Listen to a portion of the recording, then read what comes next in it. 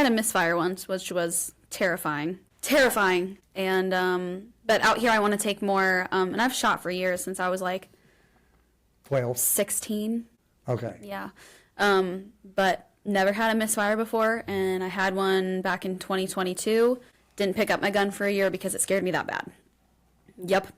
But it's okay. I've done more shooting since then, but here I want to definitely get into some courses, as well as to get my concealed carry license as well. I want to get back into MMA, and then, yeah. We know in Texas we have constitutional carry. Yeah, I know. But it's kind of hard to conceal in like the outfit you're wearing today. Right, it's kind of heavy. Yeah. Yeah. Yeah. Unless I have like a leg strap or something, but then again, yeah. So that's why I want to get my concealed, because I have like a gun bag and everything. So, and just, it looks like a purse. Oh, okay. So, yeah. So I want to do that as well.